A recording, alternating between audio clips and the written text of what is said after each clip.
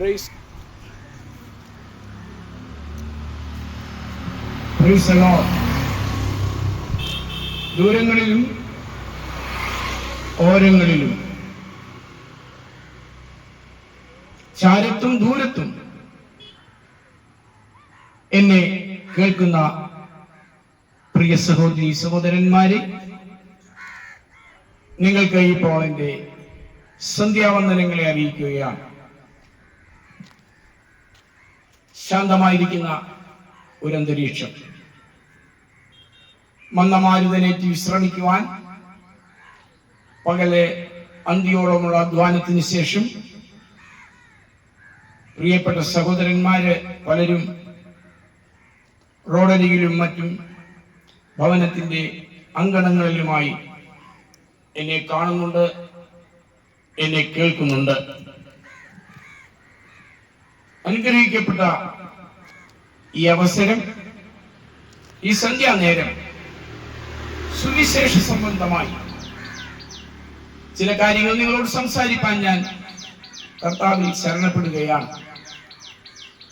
നമ്മൾ നമ്മുടെ ശരീരത്തിന് വേണ്ടി, ഭക്ഷണത്തിന് വേണ്ടി ഇന്ന് പകൽ മുഴുവനും നന്നായി പണിയെടുത്തു. ഇനി നമ്മൾക്ക് സന്ധ്യാനേരത്തിൽ പന്തിയായി ഈശ്വരപൂജനം നടത്തണം, ഈശ്വരനോട് പ്രാർത്ഥിക്കണം. അതിനുശേഷം കിടക്കപ്പായിലേക്ക് പോകണം. ഈ അവസരത്തിലാണ് ആധ്യാത്മികമായിരിക്കുന്ന ചിന്തകൾ നമ്മളുടെ ഹൃദയത്തിൽ നാമ്പെടുക്കുന്നത്.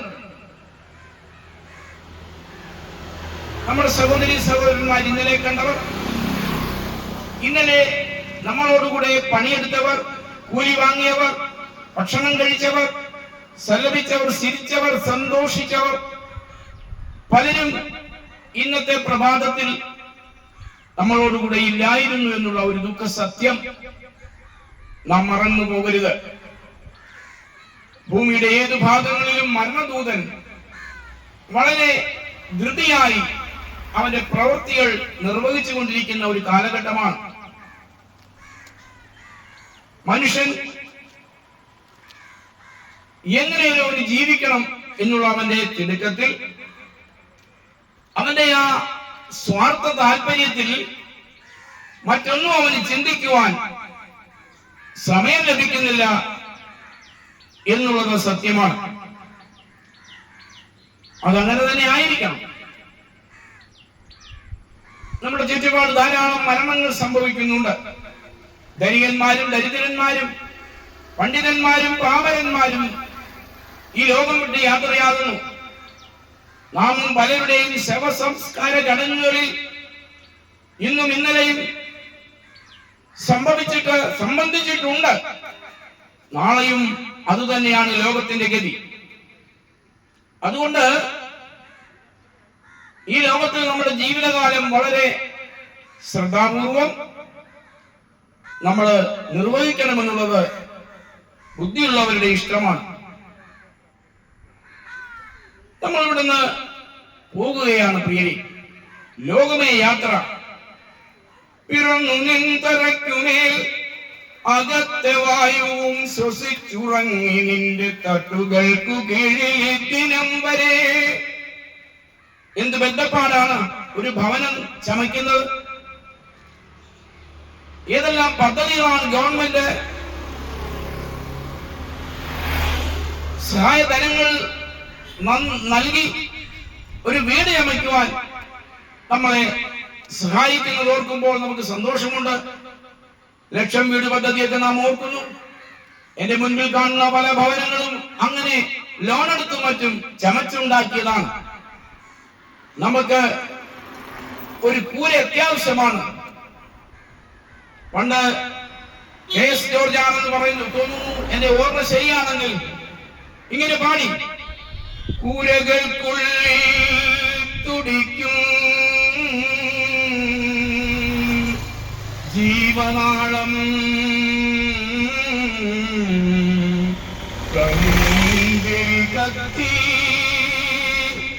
കൂരകൾക്കുള്ളിൽ തുടിക്കുന്ന ജീവനാളം കരിന്തിരി കത്തുന്ന കാലഘട്ടം മാറി. നമുക്കെല്ലാവർക്കും വീടുണ്ട്, നമ്മൾക്കെല്ലാവർക്കും നല്ല നല്ല വാസസ്ഥലങ്ങളും സ്വന്തം പുരയിടവും നമുക്ക് ലഭിച്ചു. കാലഘട്ടത്തിന്റെ സവിശേഷതയാണ്. എന്നാൽ ഒരു ദിവസം നാം ഇതെല്ലാം വിട്ടിട്ട് ഇവിടുന്ന് യാത്രയാകും എന്നുള്ള കാര്യം നാം മറക്കരുത്. ഈ ഒറ്റ കാരണത്താലാണ് മനുഷ്യവർഗത്തിന്റെ സമാധാനം അമ്പയെ നഷ്ടപ്പെടുന്നത്.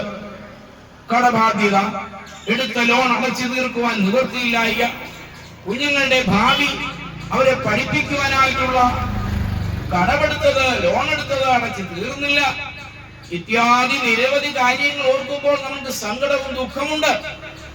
എന്നാൽ അതിന്റെ മധ്യത്തിൽ എനിക്ക് അതെ എന്നോടും നിങ്ങളോടും സംസാരിക്കാനുള്ള കാര്യം ഞാൻ ചുരുക്കി പറഞ്ഞിട്ട് ഞാൻ അവസാനിപ്പിക്കാം. എന്നെ ശ്രദ്ധിക്കണം. നിങ്ങളുടെ സവിശേഷമായ ശ്രദ്ധയെ ഞാൻ സാദരം ഇങ്ങോട്ട് ക്ഷണിക്കുകയാണ്. നമുക്കൊരു ഈശ്വരനുണ്ട്, യാതൊരു സംശയമില്ല. നമ്മെ ഈ ലോകത്തിലേക്ക് ജീവിപ്പാനായിട്ട് അവസരം തന്ന് ഇങ്ങോട്ട് നിയോഗിച്ചത് നമ്മുടെ ദൈവമാണെന്ന് പറയുവാൻ നമ്മൾക്ക് എല്ലാവർക്കും സമ്മതമാണ്. കാരണം ഇതൊരു അത്ഭുത പ്രപഞ്ചമാണ്. 800 കോടിയോളം ജനങ്ങൾ ഇവിടെ ജീവിക്കുന്നു. അവർക്ക് ജീവവായും ശുദ്ധജലവും ആരോഗ്യവും ജീവിക്കുവാനുള്ള എല്ലാ സാഹചര്യവും ശേഷിയും ശേമുഷിയും നൽകിയിരിക്കുന്നത് ഈശ്വരനാണ്. പല പേരുകളിൽ നാം ഈശ്വരനെ വിളിക്കുന്നുവെങ്കിലും ഈശ്വരൻ ഒന്നേയുള്ളൂ. ഗുരുദേവൻ ഇവിടെ ആയിരുന്നപ്പോൾ പറഞ്ഞു, നമ്മളെല്ലാം പല മതങ്ങൾ ഉണ്ടാക്കിയിട്ട് ഈശ്വരന് പേരിട്ട് വിളിക്കുകയാണ്. പല മതസാരവും ഏകമെന്നു പാരാതെ ഉലകിൽ ഒരാനയിൽ അന്തരെന്ന പോലെ പലവിധ വ്യാഖ്യാനങ്ങൾ പറഞ്ഞ് പാമരന്മാർ അലയുന്നതു കണ്ടലയാതെ അമർന്നിടേണം. ഗുരുദേവന്റെ മൊഴിയാണ്.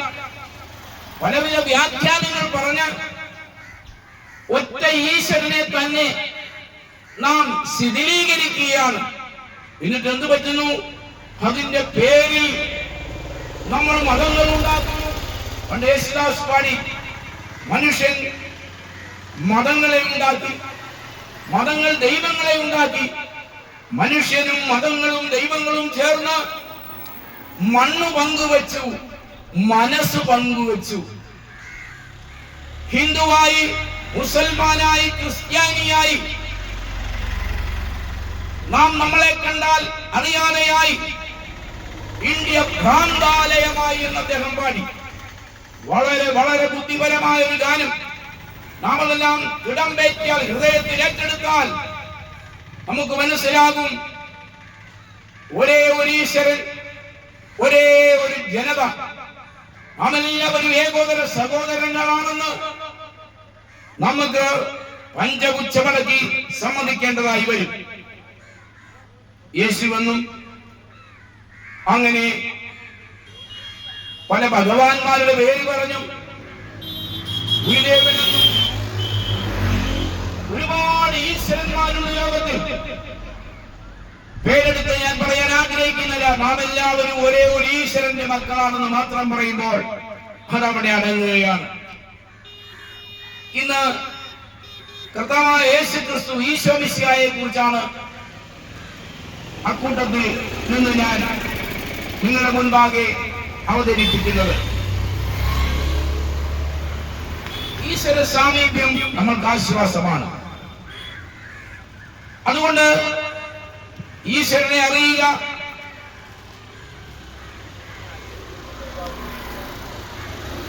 ഈശ്വരനെ കുറിച്ച് സംസാരിക്കുക എന്ന് പറയുന്നത് വളരെ മനോഹരമായ കാര്യമാണ്. ഞാനൊരു പാട്ടിങ്ങനെ സാധാരണ പാടാറുണ്ട്. യേശു സന്നിധാനം എന്തോരു സമാധാനം, അഴലും മനസ്സിനോ അരുളും സുഖാനം. യേശു സന്നിധാനം എന്തോരു സമാധാനം അഴലും മനസ്സിന് അരുളും സുഖദാനം.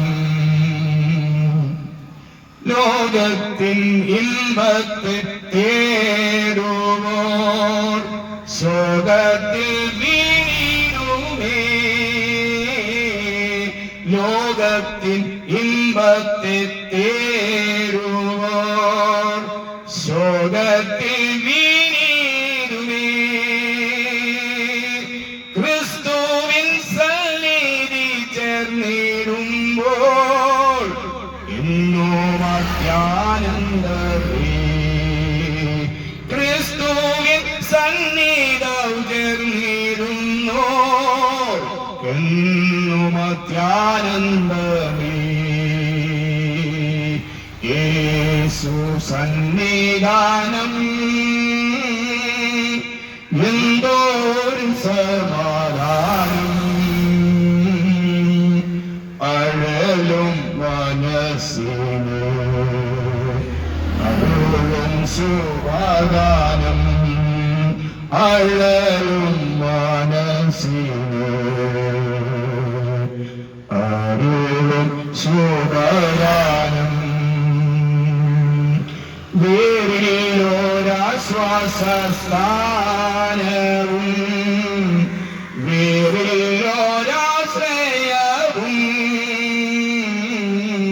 വേറിലൊരാശ്വാസസ്ഥാനവും വേറിലൊരാശ്രയവും മൃത്യുവിലും സമാധാനമെന്റെ ക്രിസ്തുവിൻ സന്നിധാനം. മൃത്യുവിലും സമാധാനമെന്റെ ക്രിസ്തുവിൻ സന്നിധാനം. യേശു സന്നിധാനം എന്തോരു സമാധാനം അഴലും മനസ്സിന് അരുളും സുഖദാനം. അഴലും മനസ്സിന് അരുളും സുഖദാനം. മനുഷ്യൻ ഈശ്വരൻ നൽകിയിരിക്കുന്ന അമൂല്യമായ മനസ്സ്, അല്ലെങ്കിൽ അവരുടെ വ്യക്തിത്വം, അല്ലെങ്കിൽ അവരുടെ അകത്തെ മനുഷ്യൻ ഈ വിശേഷിക്കപ്പെട്ട അവസ്ഥ എന്ന് പറയുന്നതാണ് മനുഷ്യന് സമാധാനം നൽകുന്നത്.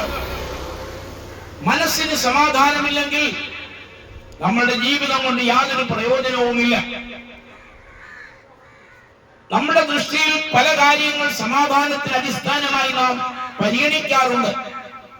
പണം നമുക്ക് ധാരാളമുണ്ടെങ്കിൽ സമാധാനമുണ്ടാകുമെന്നൊരു തെറ്റിദ്ധാരണ നമുക്കുണ്ട്. അങ്ങനെയായിരുന്നുവെങ്കിൽ കോടീശ്വരന്മാരെന്തിനാണ് ആത്മഹത്യ ചെയ്യുന്നത് എന്നൊരു ചോദ്യം. വിദേശങ്ങളിൽ നിന്ന് കോടീശ്വരന്മാരായ സായിപ്പന്മാരും മലാമ്മമാരും ഇവിടെ വന്നിട്ട് കഞ്ചാവിനും ചരസിനും LSDക്കും MDMAക്കും അടിമയായി ജീവിച്ചിട്ട് ഭ്രാന്തന്മാരെ പോലെ വഴിയരിയിൽ കാണുന്നു. അവരുടെ ജീവിതത്തിൽ ശാന്തമായിരിക്കുന്ന സമയത്ത് അവരോട് ചോദിച്ചാൽ അവർ പറയും, പണമുണ്ട്, എല്ലാമുണ്ട്, ഞങ്ങൾക്ക് സമാധാനമില്ല എന്ന് പറയും. പ്രിയപ്പെട്ടവരെ, മനുഷ്യന് സമാധാനം നഷ്ടപ്പെട്ടാൽ അവന് പിന്നെ എല്ലാം നഷ്ടമായി. ഒരിച്ചു സമാധാനത്തിന് വേണ്ടിയാണ് മനുഷ്യൻ അവന്റെ ജീവൻ ഒടുക്കിക്കളയുന്നത്. നമ്മുടെ തീരദേശത്തുകൂടെ പോകുന്ന ഈ റെയിൽവേ ട്രാക്കുകളിൽ എത്ര കബന്ധങ്ങളും കപോലങ്ങളും ഞാൻ കണ്ടിട്ടുണ്ട്. ഒരു സുപ്രഭാതത്തിൽ, ഒരു ബലഹീന നിമിഷത്തിൽ സമാധാനത്തിന് വേണ്ടി ജീവൻ ഒടുക്കുകയാണ്. പ്ലാവിന്റെയും കമുകിന്റെയും മറ്റും കൊമ്പുകളിൽ കമുകൾ കൂട്ടിപ്പിടിച്ച് കെട്ടി അതിൽ ചത്തു തൂങ്ങിക്കിടക്കുന്ന ആളുകൾ ഞാൻ കണ്ടിട്ടുണ്ട്. നമ്മുടെ പോലീസ് ഡിപ്പാർട്ട്മെന്റിന് തന്നെ വലിയ തലവേദനയാണ്. ആത്മഹത്യ എന്നല്ല, സ്വയഹത്യ എന്നാണ് അതിന് ശരിയായി നാം വിളിക്കേണ്ട പേര്. ആത്മാവിനെ കൊല്ലുവാൻ, നിഗ്രഹിക്കുവാൻ ആർക്കും സാധ്യമല്ലാത്തത് കൊണ്ട്, ആത്മാവിനെ നമ്മൾക്ക് ഹിംസിക്കുവാൻ കഴിയാത്തത് കൊണ്ട് നമ്മൾ നമ്മുടെ ശരീരത്തെ നശിപ്പിക്കുകയാണ്. പക്ഷെ അതുകൊണ്ട് നമുക്ക് സമാധാനം ലഭിക്കുകയില്ല. അത് നമ്മുടെ ആത്മാവിന്റെ പ്രശ്നമാണ്. പലർക്കും മരണശേഷം എന്ത് സംഭവിക്കുന്നുവെന്ന് അറിയില്ല. അങ്ങനെ ഒരു അറിവുകേട് നമ്മുടെ ജീവിതത്തിൽ നമ്മളെ വല്ലാത്ത അപകടത്തിൽ കൊണ്ട് എത്തിക്കാറുണ്ട്. കാരണം എന്താണ് മരണശേഷം അവന് സംഭവിക്കുന്നത് എന്ന് എല്ലാം കൂടി പറഞ്ഞ് ഞാൻ നിങ്ങളെ കുഴയ്ക്കുന്നില്ല. നമ്മൾക്ക് മരിക്കാൻ വേണ്ടിയല്ല ഈശ്വരൻ ഒരു ജീവിതം തന്നത്. അതുകൊണ്ട് ജീവിത നൈരാശ്യം മൂലം, കടഭാരം മൂലം, കുഞ്ഞുങ്ങളെ വളർത്തുവാനുള്ള സാമ്പത്തിക മാന്യം മൂലം ജീവനൊടുക്കി കളയാമെന്ന് ആരും വിചാരിക്കരുത്. കുടുംബത്തിലെ സമാധാനം ഭാര്യ ഭർത്തൃ ബന്ധത്തിലാണ് അധിഷ്ഠിതമായിരിക്കുന്നത്. ഈശ്വരൻ നമുക്ക് തന്നതാണ് ഒരു കുടുംബ ജീവിതം. അതാരും അടിച്ചു പൊളിച്ച് കളയരുത്. ജീവിതത്തിൽ ഏക്കച്ചക്കലുണ്ടാകും, കുറവുകളും പരിതാപങ്ങളും പരാതികളും പരിദേവനങ്ങളും നമ്മൾ പരസ്പരം ഉണ്ടാകും. എങ്കിലും നമ്മൾ ജീവൻ നഷ്ടപ്പെടുത്തി കളയരുത്. ചില ആളുകൾ ഭവനത്തിൽ നിന്ന് ഇറങ്ങിപ്പോയിട്ടുണ്ട്. ജീവിക്കാൻ സ്വൈര്യമില്ല. ജീവൻ പ്രശ്നങ്ങൾ എന്ന് പറഞ്ഞാൽ തീരുന്നില്ല പ്രിയരെ. എന്താണ് ഇതിന്റെ കാര്യം?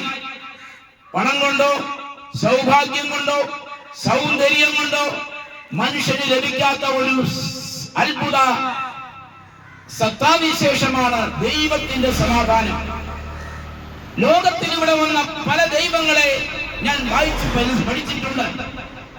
എന്നാൽ അതിൽ ഒരാൾ മാത്രമേ മനുഷ്യവർഗത്തോട് ഇങ്ങനെ പറഞ്ഞുള്ളൂ: എന്റെ സമാധാനം ഞാൻ നിങ്ങൾക്ക് തരുന്നു.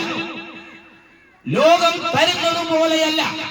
നോക്കുക, ഈശ്വരൻ നമുക്ക് അമൂല്യമായ വിലപ്പെട്ട പല സാധനങ്ങൾ തന്നിട്ടുണ്ട്. അതിലൊന്നാണ് സമാധാനം. അത് ഈശ്വരന്റെ സമാധാനമാണ് നാം പ്രാപിക്കേണ്ടത്. അതുപോലെ തന്നെ ഒന്നാണ് സ്നേഹം. ഈശോ പറഞ്ഞു, നിങ്ങൾ തമ്മിൽ തമ്മിൽ സ്നേഹിപ്പീനെന്ന് ഞാൻ പുതിയൊരു കൽപ്പന നിങ്ങൾക്ക് തരുന്നു. എല്ലാ ദിവസവും മനുഷ്യ ജീവിതത്തിൽ നിന്ന് നഷ്ടപ്പെട്ടില്ലാതെ വരനുടങ്ങി പോകുന്ന ഒന്നാണ് സ്നേഹം. പരസ്പരം നമുക്ക് സ്നേഹിക്കാൻ കഴിയുന്നില്ല. അതിന്റെ പ്രധാനപ്പെട്ട കാരണം സ്നേഹമില്ലായ്മയുടെയും സമാധാനത്തിന്റെയും സ്വസ്ഥതയുടെയും ഭംഗത്തിന്റെയും കാരണം എന്താണെന്ന് ചോദിച്ചാൽ മനുഷ്യനിൽ പാപം കയറി പറ്റിയത് കൊണ്ടാണ്. നമ്മളിങ്ങനെ 10, 60, 70, 80, 90, 100 ജീവിച്ച് തീർന്നാൽ അതുകൊണ്ട് ജീവിതം തീർന്നില്ല പ്രിയരെ. മരണശേഷം നിലനിൽക്കുന്നതായ ഒരു ജീവിതം, ഒരു ആയുസ് നമ്മുടെ മുൻപിൽ ഈശ്വരൻ തന്നിട്ടുണ്ട്. അതുകൊണ്ടാണ് മനുഷ്യനിവിടെ മരിക്കുവാൻ തുടങ്ങിയപ്പോൾ ആരാ ആദ്യം മരിച്ചതെന്ന് നിങ്ങൾക്കറിയാം? ആദമും ഹവ്വയുമാണ്. ആദം മരിക്കുമ്പോൾ അദ്ദേഹത്തിന് 930 വയസ്സ് പ്രായമുണ്ട്. അതിനുശേഷം അദ്ദേഹത്തിന്റെ സന്താന പരമ്പരകളിൽ പെട്ടവരാണ് നാം ഓരോരുത്തരും. നമ്മളുടെ അപ്പൂപ്പന്മാരും അമ്മൂമ്മമാരും എല്ലാം മരിച്ചു പോയി. അവരിവിടെ ജീവിച്ചിരുന്നില്ല എന്ന് നമുക്കാർക്കും പറയുവാൻ കഴിയാത്ത വിധത്തിൽ നമ്മുടെ റെക്കോർഡുകളിലുള്ളത്, രേഖകളുണ്ട്. മനുഷ്യന്റെ ആയുഷ്കാലത്തെ കുറിച്ചും അവന്റെ അവശിഷ്ടങ്ങളെ കുറിച്ചും കണ്ടെടുത്ത ശാസ്ത്രജ്ഞന്മാര് അതിനെ സംബന്ധിച്ച് ഒരുപാട് വെളിപ്പെടുത്തലുകൾ നടത്തിയിട്ടുണ്ട്. ഞാനിന്ന് ഗൂഗിളിൽ സെർച്ച് ചെയ്തപ്പോൾ ടൈറ്റാനിക് കപ്പൽ അറ്റ്ലാന്റിക് സമുദ്രത്തിന്റെ അടിത്തട്ടിൽ ഇങ്ങനെ കിടക്കുകയാണ്. അന്ന് സഞ്ചരിച്ചിരുന്ന യാത്രികർ അവരുടെ കയ്യിൽ കെട്ടിയിരുന്ന ചെറിയ റിസ്റ്റ് വാച്ചുകൾ, അവരെ ഉപയോഗിച്ച കപ്പും സാസറും കണ്ണടകള് എല്ലാം വളരെ വ്യക്തമായ രീതിയിൽ ആധുനിക സാങ്കേതിക ലെൻസുകൾ ഉപയോഗിച്ച് തെളിഞ്ഞു കാണുകയാണ്. എത്ര നൂറ്റാണ്ടായി? 100 വർഷം കഴിഞ്ഞു. അപ്പോൾ നമുക്ക് മുൻപുണ്ടായിരുന്ന വലിയൊരു തലമുറ ഇവിടെ ജീവിച്ചിരുന്നു. കോടിക്കണക്കിന് ആളുകൾ. അവരെല്ലാം എവിടെ? അവരുപയോഗിച്ചിരുന്ന സാധനങ്ങൾ ഇന്നും നമ്മളുടെ സ്മൃതിപഥത്തിൽ എത്തപ്പെടുന്നുണ്ടെങ്കിലും കാണുന്നുണ്ടെങ്കിലും അദൃശ്യമായ അവരുടെ വ്യക്തിത്വം ഇന്നും ദൈവത്തിന്റെ മുൻപാകെ നിലനിൽക്കുന്നുണ്ട്. വിശുദ്ധ ബൈബിൾ മാത്രമേ ആധികാരികമായ അതിനുള്ള തെളിവുകൾ നമുക്ക് തരുന്നുണ്ട്.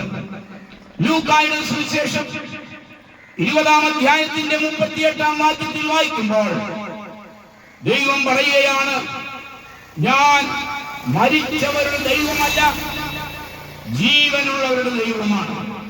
എല്ലാവരും എന്റെ മുൻപിൽ ജീവിച്ചിരിക്കുന്നുവെന്ന് ലൂക്കായുടെ സുവിശേഷം 20-ന്റെ-38 നാം വായിക്കുന്നു. എന്താണ് അങ്ങനെ ഈശ്വരൻ തന്നെ നേരിട്ട് പറയുന്നതിന്റെ കാരണം? ആദം നമ്മുടെ വല്യപ്പൻ, ഹവ്വ നമ്മുടെ വല്യമ്മ, അവരുടെ സന്താന പരമ്പരകളായവരെല്ലാവരും ഈ ഭൂമിയിൽ ഇന്ന് ഇല്ല. നമുക്ക് 10-70 വർഷം കിട്ടിയാൽ നാം അടിച്ചു പൊളിച്ച് ജീവിക്കും. നമ്മളുടെ പൂർവികന്മാരെ കുറിച്ച് നമുക്ക് ചിന്തിക്കാനോ പഠിക്കുവാനോ കഴിയുന്നില്ല. പക്ഷെ അവരിവിടുണ്ട്. They are still living before the Lord. ദൈവത്തിന്റെ മുന്നിൽ ലൂക്കായുടെ സുവിശേഷം 20-ന്റെ-38 വായിക്കുമ്പോൾ അവരെല്ലാവരും ദൈവത്തിന്റെ മുൻപിൽ ജീവിച്ചിരിക്കുന്നു. മനുഷ്യനെന്ന് പറയുന്നത് ഈ ബാഹ്യരൂപമല്ല, ഒരകത്തെ മനുഷ്യനുണ്ട്. അതിന്റെ പേരാണ് ഇന്നർ മാൻ. പത്രോസ് ശ്ലീഹ പറയുന്നുണ്ട്, സൗമ്യതയും സാവധാനതയുമുള്ള മനസ്സ് എന്ന അക്ഷയഭൂഷണമായ ഹൃദയത്തിന്റെ ഗൂഢമനുഷ്യൻ, നമ്മുടെ ഇന്നർ മാൻ. സാക്ഷാൽ മനുഷ്യനെ കുറിച്ച് എത്ര പേരായി? ഇദ്ദേഹത്തിന് ശാശ്വതവാസി എന്നൊരു പേരും കൂടെയുണ്ട്. കഴിഞ്ഞാൽ ഇല്ലാതെയാകാത്ത അത്ഭുതകരമായ ഒരു സത്താവിശേഷമാണ് മനുഷ്യൻ. അതുകൊണ്ടാണ് ഞാൻ പറഞ്ഞത്, ആദം മുതൽ ഇന്നുവരെ ജനിച്ച് ജീവിക്കുന്ന എല്ലാ മനുഷ്യരും ഇങ്ങനെ നിത്യമായി ജീവിച്ചിരിക്കുകയാണ്. ഈ ഭൂമിവാസം വിട്ടവരെ പോവുകയാണ്. ഈ ഭൂമിയിൽ അവരുടെ കാലാവധി കഴിയുമ്പോൾ ഈശ്വരനെ അവർ വിളിക്കും. അതുകൊണ്ട് അവരില്ലാതാകുന്നില്ല. എന്നാൽ ദൈവം സൃഷ്ടിച്ച മനുഷ്യവർഗം ഈ ഭൂമിയിൽ എങ്ങനെ ജീവിച്ചു എന്ന് പരിശോധിക്കുന്ന ഒരു ദിവസമുണ്ട് ദൈവത്തിന്റെ മുൻപാകെ. അതിന്റെ പേരാണ് ന്യായവിധി ദിവസം. അതിനെക്കുറിച്ച് പൗലോസ് ശ്ലീഹ പറയുന്നു, ഇങ്ങനെയാണ് പറയുന്നത്, മഴ വരുന്നല്ലോ പ്രിയരെ, കർത്താവ് താൻ ഗംഭീരനാദത്തോടും പ്രധാന ദൂതന്റെ ശബ്ദത്തോടും ദൈവത്തിന്റെ കാഹളത്തോടും കൂടെ സ്വർഗ്ഗത്തിൽ നിന്ന് ഇറങ്ങി വരും. ക്രിസ്തുവിൽ മരിച്ച മൃതന്മാർ മുൻപേ ഉയർത്തെഴുന്നേൽക്കും. ഇവിടെ എനിക്ക് നിൽക്കാനുണ്ട്, അല്പസമയം സംസാരിക്കട്ടെ.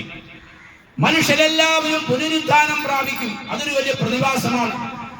പൗലോസ് ശ്ലീഹ തന്നെ പറയുന്നു, നീതിമാന്മാരുടെയും നീതികെട്ടവരുടെയും പുനരുദ്ധാനം ഉണ്ടാകുമെന്ന് യഹൂദന്മാരായ പണ്ഡിതന്മാരായ നിങ്ങൾ കാത്തിരിക്കുന്നത് പോലെ ഞാനും കാത്തിരിക്കുകയാണെന്ന് പൗലോസ് ശ്ലീഹ പറയുന്നു. ശരിയാണ്. നീതിമാന്മാരായി ജീവിച്ചു മരിച്ചാലും നീതികെട്ടവരായി ലോകത്തിൽ ജീവിച്ച ഈശ്വരനെ വെല്ലുവിളിച്ച് ജീവിച്ചു മരിച്ചാലും നമുക്കൊരു പുനരുദ്ധാനമുണ്ട്. എന്താണ് പ്രിയരെ പുനരുദ്ധാനം? അതിന്റെ പേരാണ് റീബർത്ത് ഫിലോസഫി. ഹൈന്ദവ സാഹിത്യ സപ്ത സമുദ്രങ്ങൾ പരിശോധിച്ചാൽ എത്രയും വ്യക്തമായി ഋഗ്വേദം, യജുർവേദം, സാമം, അഥർവം, ഉപനിഷത്തുകള് ഇതിലെല്ലാം അത് രേഖപ്പെടുത്തിയിട്ടുണ്ട്. ഞാനൊന്നും ഇവിടെ നിങ്ങളുടെ മുൻപിൽ അവതരിപ്പിക്കുന്നില്ല. അപ്പോൾ ഈ മനുഷ്യരെല്ലാവരും ഉയർത്തെഴുന്നേറ്റ് വരും. ദുഷ്ടനെന്നോ നീതിമാനെന്നുള്ള അന്തരമില്ലാതെ 2 ഘട്ടങ്ങളിലായി ഉയർത്തെഴുന്നേറ്റ് വരുമെന്ന് ഈശോ പഠിപ്പിച്ചു, ശ്ലീഹന്മാരും പഠിപ്പിച്ചു. അങ്ങനെയെങ്കിൽ ഞാൻ ചോദിക്കുകയാണ്, നമ്മൾക്ക് ഈശ്വരന്റെ മുൻപിൽ നിന്ന് രക്ഷപ്പെടുവാൻ കഴിയുകയില്ല. അവനവൻ ശരീരത്തിൽ ഇരിക്കുമ്പോൾ ചെയ്യുന്നത് നല്ലതാകിലും തീയതാകിലും അതിന് തക്കവണ്ണം പ്രാപിക്കേണ്ടതിന് നാം എല്ലാവരും യേശുവിന്റെ ന്യായാസനത്തിന്റെ മുൻപാകെ നിൽക്കണമെന്ന് ഖണ്ഡിതമായി പറയുന്ന ഒറ്റ ഒരു ഗ്രന്ഥം വിശുദ്ധ ബൈബിളാണ്. അതുകൊണ്ട് എനിക്ക് നിങ്ങളോട് പറയാനുള്ളത്, ഈ ലോകത്തിൽ നമുക്ക് തന്നിരിക്കുന്ന ചെറിയ ജീവകാലം 70 ഏറെയായാൽ 80 മാത്രം, നീളുമായുസ്സതു നിലച്ചാൽ കഷ്ടത മാത്രം. നമ്മൾ മരിക്കുമായിരിക്കും ഒരു ദിവസം.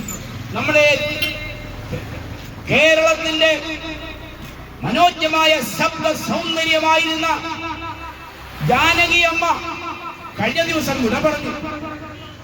ലോകത്തിലെ മഹാന്മാരും മഹതികളുമെല്ലാം അവർക്ക് അർപ്പിക്കുന്ന സ്നേഹ ആദരവുകളും ആ സ്വരത്തിന്റെ മുൻപിൽ അതെ കരവലിഞ്ഞ് കരയുന്ന കലാകാരന്മാരും കലാകാരിമാരും നമ്മുടെ ഹൃദയത്തെ ത്രസിപ്പിച്ചു. ജാനകി അമ്മയുടെ ശബ്ദം എത്ര മനോഹരമായിരുന്നു പ്രിയരെ. 88 വർഷം 10 കൊല്ലത്തിന് മുൻപ് ഒരു ഗാനം നിർത്തി ലോകം അവർക്ക് വെച്ച് നീട്ടിയ പുരസ്കാരങ്ങൾ വേണ്ട എന്ന് പറഞ്ഞു. പക്ഷേ അവരിന്നും ജീവിക്കുന്നു പ്രിയരെ. ജാനകി അമ്മയുടെ ശബ്ദം വരെയും ജീവിക്കുന്നുവെങ്കിൽ ഓരോ മനുഷ്യർക്കും ഈശ്വരൻ യാതൊരു വ്യത്യാസവും വെച്ചിട്ടില്ല. എല്ലാവരും ജീവിച്ചിരിക്കുകയാണ് ഈശ്വരൻ. ശബ്ദം മാത്രമല്ല, നിങ്ങൾ കേട്ടതുപോലെ ഒരു ദിവസം ഈശ്വരൻ നമ്മെ ഉയർത്തെഴുന്നേൽപ്പിച്ചു കൊണ്ടുവരും. ഈശ്വരന് മാത്രമേ ശവക്കുഴിയിൽ നിന്ന് നമ്മളെ വിടുവിച്ച് പുറത്തു കൊണ്ടുവരാൻ കഴിയുകയുള്ളൂ എന്ന് ഈശോ ഈ ലോകത്തിലായിരുന്നപ്പോൾ തെളിയിച്ച കാര്യം ഞാൻ പറയാതെ തന്നെ നിങ്ങൾക്കറിയാം. മരിച്ച് 4 നാളായ ലാസറിനെ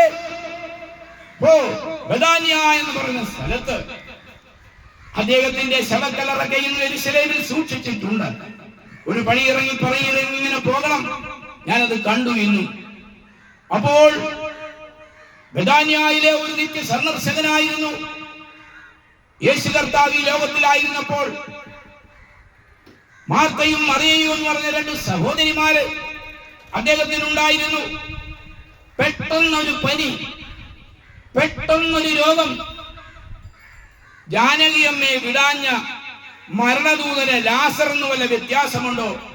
അതുകൊണ്ടാണ് പ്രിയരെ, മരണം നമ്മുടെ വാതിൽക്കലുണ്ട്. ഏത് സമയത്തും അത് നമ്മളെ കടന്നു പിടിക്കും. ആരോഗ്യത്തിന്റെ വാസ്കോഡിക അതാ ഒരു ഗാമ എന്ന് പറഞ്ഞൊരു ഗുസ്തിക്കാരനുണ്ടായിരുന്നു. ആസ്ട്രേലിയൻ ചാമ്പ്യനെ ഫസ്റ്റ് റൗണ്ടിൽ എടുത്ത് ഗോവയിൽ നിന്ന് പുറത്തേക്ക് എറിഞ്ഞു കളഞ്ഞ വീരശൂര പരാക്രമി മരിക്കുന്ന സമയത്ത് കൊമ്പൻ മീശയിൽ വന്നിരുന്ന് ചലിച്ച ഒരു മണിയനീച്ചയെ ഓടിച്ചു കളയാൻ കഴിഞ്ഞില്ല. പക്ഷേ ചാൾസ് ഡാർവിൻ ഒരു നിരീശ്വരനുണ്ടായിരുന്നു. അദ്ദേഹം മരിക്കുമ്പോൾ അദ്ദേഹം ദൈവമില്ല എന്ന് സ്ഥാപിക്കാനാണ് ജീവിതകാലം മുഴുവൻ ഉപയോഗിച്ചത്. പക്ഷേ മരിക്കുന്നതിന് മുൻപ് മനസ്സിലായി ഈശ്വരനുണ്ട്. അദ്ദേഹത്തിന് ഭയം പിടിച്ചു മരിക്കുന്നതിന് മുൻപ്. ഫ്രാൻസുകാരിയായ ഒരു നഴ്സ് ഡാർവിന്റെ അടുത്ത് നിൽപ്പുണ്ട്.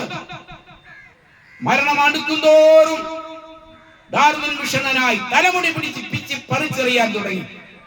What is beyond? ഇതുവരെ ഞാൻ ദൈവമില്ല എന്ന് തെളിയിച്ച് നടന്ന എനിക്ക് ഭയമാണ്. എന്താണ് ഇതിനപ്പുറം? അവനൊരു അന്തരാളത്തിലേക്ക്, ഒരു അഗാധ ഗർത്തത്തിലേക്ക് പോകുന്നത് പോലെ തോന്നി. ഫ്രാൻസുകാരിയായ നേഴ്സ് വെളിയിൽ വന്ന് ഇങ്ങനെ പറഞ്ഞു, ഫ്രാൻസിന്റെ പകുതി ഭാഗം എഴുതി തരാമെന്ന് പറഞ്ഞാലും ഒരു നിരീശ്വരന്റെ മരണക്കിടക്കയിൽ ഈ നഴ്സായ ഞാൻ ഇനിമേലിൽ ശുശ്രൂഷിപ്പാൻ ഒരുമ്പെടുകയില്ല എന്ന്. അത്ര നിരാശാജനകമായ മരണം. ഈശ്വരനില്ലാതെ, യേശുവില്ലാതെ ആര് ജീവിച്ചാലും അവന്റെ സ്വാന്തന മൊഴികൾ കേട്ട് ഇവിടെ വെച്ച് തന്നെ രക്ഷിക്കപ്പെട്ട് യേശുവിന്റെ കൽപ്പനകളെ പ്രമാണിച്ചില്ല എങ്കിൽ ഈ ഭൂമിയിൽ വെച്ച് തന്നെ ഒരു യേശു ജീവിച്ചിരുന്നുവെന്നും ദൈവമുണ്ടെന്നും നിങ്ങൾക്ക് മനസ്സിലാകും. അത് നിങ്ങളുടെ ഹൃദയത്തിന്റെ തകർച്ചയ്ക്ക് കാരണമാകാതിരിക്കണമെങ്കിൽ ഇപ്പോൾ രക്ഷാദിവസം, ഇത് സുപ്രസാദകാലം, യേശുവിനെ നാഥനും രക്ഷകനുമായി നിങ്ങൾ സ്വീകരിക്കും. നിങ്ങൾ അന്നേരം ഉയർത്തെഴുന്നേറ്റ് വരുമ്പോൾ തേജസ്കരിക്കപ്പെട്ടൊരു ശരീരം നിങ്ങൾക്ക് ലഭിക്കും. എന്നാൽ ദൈവമില്ലാതെ, യേശുവില്ലാതെ ഡാർവിനെയും മറ്റ് നിരീശ്വരന്മാരെയും പോലെ മരിച്ചടക്കപ്പെട്ട ആരെങ്കിലും അതേ ഉയർത്തെഴുന്നേറ്റ് വരാതിരിക്കയില്ല. എല്ലാവരും ഉയർത്തും. എല്ലാവരും അവന് ജീവിച്ചിരിക്കുകയാണെന്നാണ് നിങ്ങൾ ലൂക്കായുടെ സുവിശേഷത്തിൽ വായിച്ചു കേട്ടത്. അങ്ങനെ വരുന്ന വേളയിൽ നിങ്ങളുടെ ഈ ശരീരത്തിന് യേശുവിന്റെ ശരീരത്തോട് അനുരൂപമായി രൂപാന്തരപ്പെടുവാൻ കഴിയയില്ല. ഇത് പഠിപ്പിക്കുന്ന ഒരൊറ്റ ഗുരു യേശു മാത്രം. യേശുവിനെ പോലെ ജീവിച്ച് മരിച്ചാൽ യേശുവിനെ പോലെ ഉയർത്തെഴുന്നേറ്റ് വരാം. പുതനാകുന്ന ഒരു ശരീരത്തെ യേശു നിങ്ങൾക്ക് ദത്തം ചെയ്യും.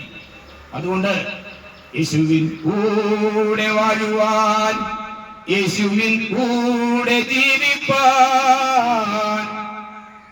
യേശുവെ നോക്കി ജീവിപ്പാൻ ഹല്ലേലൂയ ഉറപ്പിക്കണേ നാഥാ. യേശുവിൽ എന്നെ ഉറപ്പിക്കണമെന്നൊരു പാട്ടാണ്. ഉറപ്പിക്കണേ നാഥാ, നിറയ്ക്കായെന്നെ ശുദ്ധാത്മാ, ക്രിസ്തൻ മഹത്വത്താൽ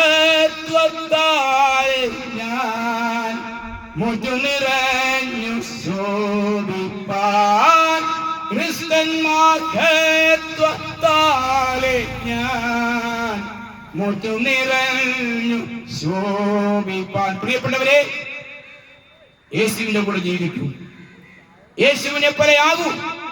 യേശു മരിച്ചു മൂന്നാമത്തെ നാൾ റോമാ ഗവൺമെന്റിന്റെ ഇമ്പീരിയൽ മുദ്രയെ പൊട്ടിച്ചുകൊണ്ട് ഉയർത്തെഴുന്നേറ്റ് വന്നതുപോലെ നിങ്ങൾക്ക് ഉയർത്തെഴുന്നേൽക്കാൻ സാധിക്കും. പക്ഷേ യേശുവിനോടുകൂടെ ജീവിച്ചാൽ യേശുവിനെ പോലെ തന്നെ ഉയർത്തെഴുന്നേറ്റ് വരാം. അതുകൊണ്ട് ഈ സന്ധ്യാവേളയിൽ നിങ്ങളെ ഞാൻ ബുദ്ധി ഉപദേശിക്കുകയാണ്. അതുകൊണ്ട് നിങ്ങളുടെ ഹൃദയം യേശുവിന്റെ സന്നിധിയിൽ ഉറയ്ക്കട്ടെ. അപ്പോൾ തന്നെ ഞാൻ നിങ്ങളോട് പറയുന്നു, സുവിശേഷം മൂലം രോഗശാന്തിയുണ്ട്. മരിച്ചതുകൊണ്ട് അവൻ തന്റെ രക്തം മൂലം നമ്മുടെ സകല രോഗങ്ങളെയും സൗഖ്യമാക്കുമെന്ന് എഴുതിയിട്ടുണ്ട്. അതുകൊണ്ട് ഞാൻ ഒരു വാക്ക് നിങ്ങൾക്ക് വേണ്ടി പ്രാർത്ഥിച്ച് അവസാനിപ്പിക്കട്ടെ. അപ്പോൾ നിങ്ങൾക്ക് എന്തെങ്കിലും രോഗമുണ്ടെങ്കിൽ, എന്തെങ്കിലും പ്രശ്നങ്ങളുണ്ടെങ്കിൽ, കടബാധ്യതകൾ ഉണ്ടെങ്കിൽ, നിങ്ങൾ ഇരിക്കുന്ന ഇരിപ്പിൽ നിങ്ങളുടെ ഹൃദയത്തിൽ കൈവച്ചുകൊണ്ട് പ്രാർത്ഥിക്കൂ. ഞാൻ പ്രാർത്ഥിക്കട്ടെ. ഞങ്ങളുടെ പ്രിയ കർത്താവേ, യേശുവിനെ കൂടെ ജീവിപ്പാൻ, യേശുവിൻ കൂടെ താഴുവാൻ, യേശുവെ നോക്കി ജീവിപ്പാൻ എന്റെ കേൾവിക്കാർക്ക് ഞാൻ ബുദ്ധി പറഞ്ഞു കൊടുത്തു. സമയം അതിക്രമിച്ചിരിക്കുന്നു കർത്താവേ. എന്നെ കേട്ട ആർക്കെങ്കിലും എന്തെങ്കിലും രോഗങ്ങളുണ്ടെങ്കിൽ, കടഭാരങ്ങളുണ്ടെങ്കിൽ, യേശുവേ ഞാൻ അങ്ങയോട് പ്രാർത്ഥിക്കുന്നു. സ്വർഗത്തിനും ഭൂമിക്കും നാഥനായ യേശുവിന്റെ നാമത്തിൽ അവർക്ക് സൗഖ്യം കൊടുക്കണമേ. അവരുടെ കടഭാരങ്ങൾ മാറ്റണമേ. അവരുടെ കുടുംബത്തെ ഐശ്വര്യമായി അനുഗ്രഹിക്കണമേ. തലമുറകളെ നീ സമാധാനത്തിലേക്ക് നയിക്കണേ. കർത്താവ് പ്രാർത്ഥന കേട്ടതിനായി സ്തോത്രം. യേശുവിന്റെ നാമത്തിൽ പ്രാർത്ഥിക്കുന്നു. കേൾക്കണം പിതാവേ. ആമേൻ. ദൈവം നിങ്ങളെ എല്ലാവരെയും അനുഗ്രഹിക്കട്ടെ എന്ന് പ്രാർത്ഥിച്ചുകൊണ്ട് ഞാനിവിടെ ഉപസംഹരിക്കുന്നു. നന്ദി, നമസ്കാരം.